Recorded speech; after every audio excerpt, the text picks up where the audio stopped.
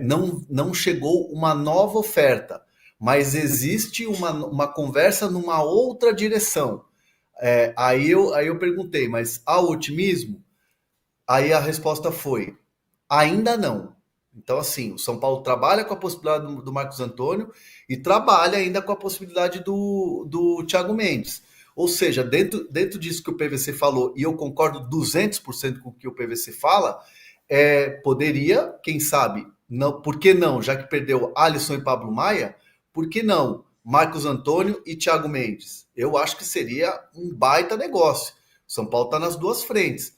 Se trouxer os dois, aí é para voltar a ter esperança nas competições que o São Paulo está disputando, porque de fato perdeu a espinha dorsal do time, que são Pablo Maia e Alisson.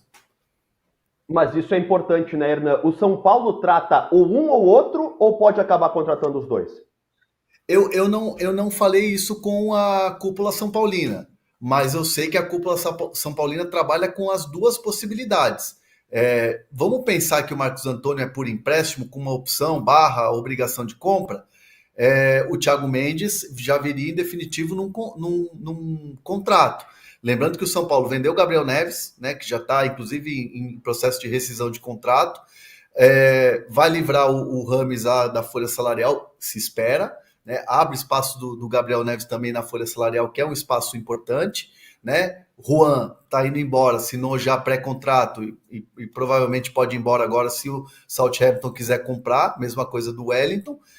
Entram compensações financeiras, entra a grana do Diego Costa. Por que não São Paulo pensar numa engenharia para trazer os dois? É uma possibilidade, já que se trabalham os dois nomes. Né? Não me disseram que era um ou outro ou se vem os dois, mas seria um golaço do São Paulo se conseguisse os dois. Mudaria o patamar do time, né, PVC? Mudaria. Eu acho que o patamar do São Paulo com o Alisson, veja, o São Paulo está 6 pontos abaixo. O São Paulo vai pegar o Goiás, que hoje é um clube da divisão. Não quer, o Goiás já eliminou o São Paulo da Copa do Brasil em 2003, por exemplo. Mas o Goiás pode eliminar o São Paulo. Mas o São Paulo deu mais sorte no sorteio, como o Atlético Mineiro deu, de pegar um time da Série B. Só não foi presente de Deus, hein? Não vai falar que foi presente de Deus. Não, isso não existe. Mas, assim, então, o São Paulo tem uma chance muito grande de passar pelo Goiás e chegar às quartas de final. E aí, quartas de final são 6 jogos para ganhar a Copa do Brasil. O São Paulo de Luiz Gustavo, sem Pablo Maia, veja, com o Luiz Gustavo jogando o que está jogando, com o Alisson, com a estrutura de time, mesmo tendo perdido o Beraldo, tendo perdido o Pablo Maia, em relação ao ano passado, com o Alisson, é um time para pensar em ficar na parte de cima da tabela do Brasileiro, namorando ali, se tropeçar eu chego, e para pensar em avançar na Copa do Brasil, ser bicampeão na Copa do Brasil e brigar na Libertadores. Sem Alisson, sem Pablo Maia, sem Beraldo, não é. Não é. A situação, a lesão do Alisson cria uma emergência para o São Paulo.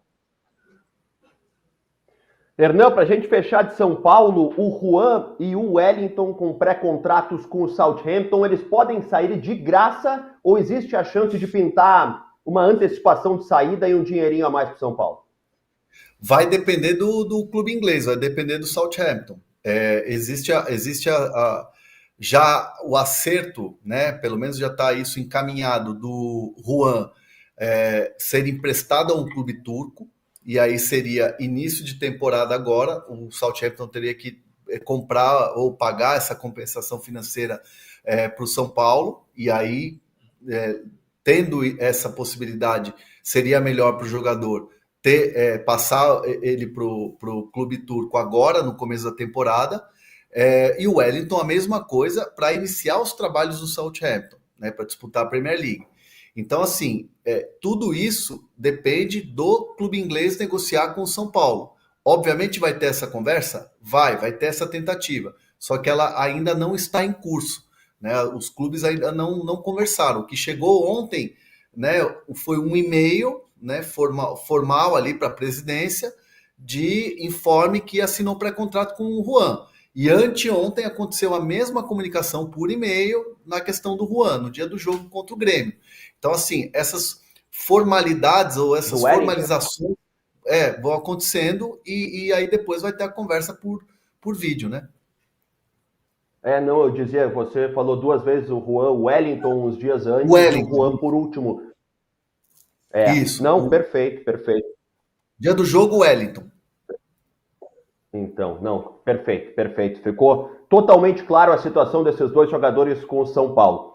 Dando sequência aqui ao de primeira, não esqueça de deixar o seu like, se inscrever no canal do All Sport, participar da nossa enquete. Estamos tratando todos os assuntos desta sexta-feira, o sextou de todo mundo. Que bom que você está aqui conosco. Eu queria trazer algumas informações sobre Roger Machado, anunciado como técnico do Inter, que deu seu primeiro treinamento ontem. A direção do Inter percebeu que o grupo de jogadores já não estava tão satisfeito com o trabalho do Eduardo Cudê, optou pelo Roger também por tranquilizar o ambiente, falar, não a questão de idioma, não me entenda mal, não é questão de português e espanhol, mas conseguir conversar com a língua do jogador, estar mais próximo dos jogadores, e além do bom trabalho técnico que o Roger tem feito. Tudo isso sustentou a opção do Inter pelo Roger, que deixou o Juventude junto de seus auxiliares e do preparador físico Paulo Paixão, que volta ao Inter depois da polêmica do áudio vazado, quando ele disse que o Bosquilha era enganador, que o Cuesta tinha que sair do Inter, o Edenilson também, afinal todos acabaram saindo,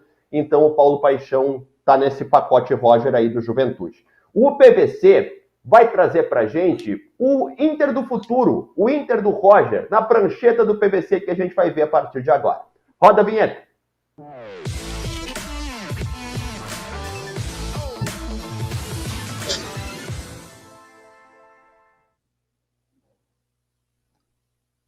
Estamos falando em tese, tá? Porque o Roger não chegou ainda.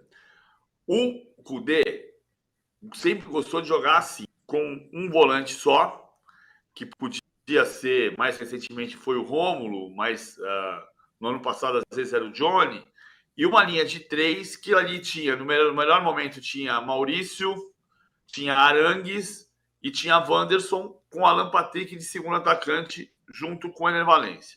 Tá? Então era um 4-1-3-2.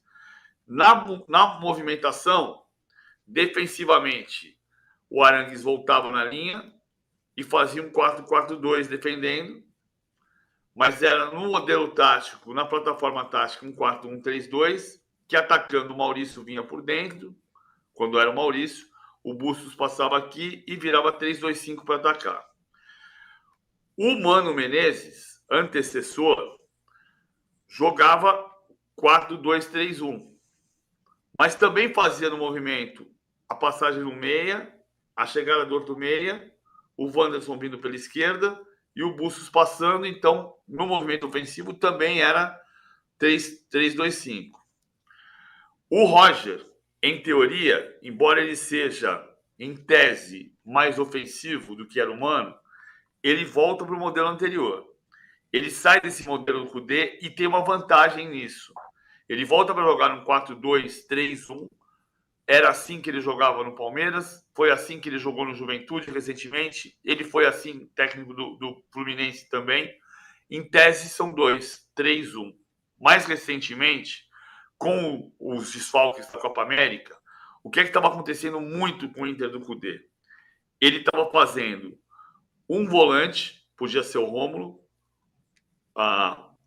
o Bruno Gomes, que é volante, vinha na função de armação, o Bruno Henrique, às vezes, vinha do lado direito. Então, esse elenco, com os desfalques, passou a ter muito mais jogadores que podem jogar nesse outro modelo. Então, você faz Rômulo e Bruno Henrique, você faz Bruno Henrique e Arangues, Thiago Maia e Arangues nessa função. E aí você faz o 2-3-1 com o Wanderson no lado, com o Alan Patrick por trás do centroavante, com o Alário de um lado, eventualmente. Então, eu acho que o Roger se adapta rápido ao Internacional e a ambição do Internacional ainda é brigar pelo título brasileiro, sabendo que isso é muito difícil. Então, Sul-Americana pode ser o caminho para isso. Tem que ganhar do Rosário Central, né? Opa! Opa! Temos Sirene, André Hernan. O que pode acontecer aí, por favor, querido? É o seguinte, o PVC estava com a prancheta e de repente pode tirar um jogador dessa prancheta, hein? O Internacional recebeu uma oferta oficial do Betis pelo zagueiro Vitão. 8 milhões de euros. 8 milhões de euros, que dá mais ou menos 48 milhões de reais.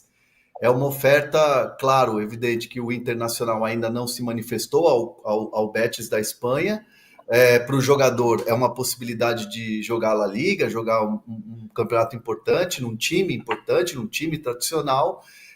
Vamos ver quanto é que o Inter, se o Inter vai fechar com esses 8 milhões de euros, ou se vai fazer uma segunda pedida, né? Mas fato é que já está na mesa do presidente Alessandro Barcelos, e o Roger Machado deve estar chateado com isso, né? Porque o zagueiro Vitão é um dos grandes destaques do Inter na equipe, né? É um pilar da zaga ali do Internacional. Vamos ver o que vai acontecer, mas a oferta está na mesa do Internacional e o Betis tentando contratar o Vitão. O Palmeiras ainda tem um jogador porcentagem de formador, né? Tem. Ainda tem porcentagem de formador. Não sei quanto é que ficou de porcentagem de formador, mas o Vitão nasceu no Palmeiras, foi para o Shakhtar Donetsk e veio para o Internacional. Vendido pelo Internacional, ainda sobra uma porcentagem para o Palmeiras de clube formador. Vou descobrir depois quanto é que seria isso. O curioso do Vitão é o seguinte, ó, o Inter acabou de anunciar a aquisição dos direitos dele, porque ele até então ele estava emprestado pelo Inter naquele processo de regulamento da FIFA, por conta da guerra Ucrânia e Rússia. Daí ele foi renovando o empréstimo, acabou o contrato com o Shakhtar, o Inter tinha um pré-contrato com ele, aí assinou com ele e agora pode vender ele a partir da contratação, como trouxe o André Hernan. Por falar em mercado da bola, Hernan, nós temos mais uma informação importante, é o Gonzalo Plata na mira do Corinthians, o atacante equatoriano do Al Saad. Eu gosto muito desse jogador de velocidade, drible, mas enfim, minha função aqui não é comentar. Fala aí, Hernan. Não, é um jogador interessante, é um jogador que faz falta hoje ao Corinthians, né? O Corinthians não tem. Aliás, está perdendo o Mosquito que a gente noticiou, eu e o Felipe Silva, hoje cedo está na mira do Santos, né? O Santos já ofertou um contrato de 2 anos e meio para o Mosquito. Então, o Corinthians precisa de jogadores com essa, para dar profundidade, né? Com jogadores com velocidade, aquela coisa. E o Gonzalo Plata, além disso, é goleador. Né, andei vendo alguns vídeos, estudando um pouco da história dele. É um jovem, 23 anos, é um jogador que atua aberto pela direita, corta para o meio, bate, é um jogador forte fisicamente, alto, é um jogador que foi adquirido pelo Al Sadd por 10 milhões de dólares. Né? Então o Corinthians, pela informação que eu apurei, o Corinthians já tinha ido atrás dele em janeiro, na janela de janeiro, só que aí ele foi adquirido pelo Al Sadd por 10 milhões de dólares. Não está tendo muito espaço lá, mudança de treinador, aquela coisa toda, e ele perdeu o espaço. Então aí o Corinthians vê essa possibilidade, quem está tratando dessa contratação é o Fabinho Soldado, executivo do Corinthians, mas não é uma negociação fácil, é uma negociação que tem 2 possibilidades. No primeiro momento, um empréstimo para ver se o jogador se adapta e o Corinthians compra, mas a gente sabe que o Al Saad aliás, clubes do Catar, clubes árabes, são difíceis de ter negociação, né? Basta ver agora o Ryan com o Thiago Mendes em fim de contrato, a dificuldade que está para o São Paulo. Ainda mais um jovem jogador, um ativo, né? Então, é uma negociação que ainda requer uns passos. O Corinthians está bem ali na defensiva e o Fabinho está trabalhando para tentar trazer o jogador. Vamos ver se vai acontecer. Existe a possibilidade, mas ainda não dá para cravar que está perto ou que vai fechar. PVC, Gonzalo Plata no Corinthians, Mosquito no Santos. O que te parece essas 2 movimentações? Me parece que o Corinthians sai ganhando. É mais agudo, mais determinante, mais fazedor de gol, mais entrada em diagonal do que o Mosquito. O pecado é o Mosquito sair da maneira como está saindo, que não é por culpa do Mosquito, é por culpa da situação atual do Corinthians. Esse que é o problema. Mas é um pecado, mas vai fazer o quê? Está saindo. São movimentos que estão prestes a acontecer, estão negociando, estão em situação de avançar. Hernan, Dá pra gente dizer assim, quem é que tá mais perto de fechar, o Mosquito com o Santos ou o Corinthians com o Plata? São negociações bem diferentes, né? O Mosquito tá livre no mercado, né? Ele tá com uma liminar lá e tudo mais, inclusive o próprio staff do Mosquito até dá uma freada até em confirmações, quando a gente vai lá e conversa e tal, porque existe um receio da liminar cair, né? Então o Corinthians exerceria ali o papel de clube que tem contrato, né? Mas aí ele saiu por causa dessa questão trabalhista. E o importante é que, assim, inclusive o Bruno Andrade trouxe uma atualização importante hoje cedo do Mosquito, é que o fato dele sair por questões trabalhistas, por dívidas trabalhistas, isso, mesmo ele tendo feito mais de 7 jogos pelo Corinthians, daria, né, pela CBF, pelo regulamento do campeonato, daria a oportunidade dele até fechar com o clube da Série A. Né? Então, assim, claro, o Santos está jogando a Série B, aí não tem esse problema dos 7 jogos. Mas se ele quisesse fechar, ou se ele tivesse uma possibilidade com o clube da Série A, rolaria pela questão do motivo pelo qual ele está saindo do Corinthians. Então, assim, hoje, na questão do Santos, que tem até uma aprovação já do Carille, que gosta do jogador, eu diria que é um negócio mais fácil de acontecer com o Santos. O do Gonzalo é um pouco mais complexo, até por isso o Corinthians está bem sossegado ali. Vamos fechar o de primeira. Eu quero mandar um abraço para Carolina Santos, que nos mandou um superchat dizendo o seguinte, ó. Sou Flamengo e na Liberta é ganhar bem do Bolívar no Maracanã e na volta 2 linhas de 4 e bola pro mato, que é jogo de campeonato. Não faço questão da Copa do Brasil. Ela ainda, né, deu uma ideia tática ali, né, PVC? Pô, 2 linhas de 4, bola pro mato, jogo feio. Ela deu uma brincada de PVC, né, a Carolina? 2 linhas de 4, quase rima com bola no mato. Mas não, é verdade. O jogo do Roger no Inter vai ser mais construído, o jogo do Renato no Grêmio precisa ficar mais construído, precisa ter mais trabalho. Claro que os times, a dupla Grenal está sofrendo muito por tudo que aconteceu com a catástrofe climática no Rio Grande do Sul e vai ter um processo de reconstrução nas próximas semanas, espera-se. Sextou, então. Sextou, PVC. Valeu, querido. Um abraço, PVC. Valeu, André Hernan. Sextou, então. Marinho. Agora, você que tá... Oi. Vai tocar sirene de novo, calma. Vai tocar sirene de novo, não? Só quero deixar um combinado com vocês aqui, ó. Segunda-feira eu participo do de primeira, como sempre, trazendo bastidores de Bahia e Corinthians. Estarei lá na Boa Terra, inclusive estarei lá na Boa Terra trazendo as informações e bastidores desse jogo importante, direto da Boa Terra para vocês aqui no de primeira. Então eu vou estar lá, tá? Não vou estar na praia, não, vou estar trabalhando. Qual?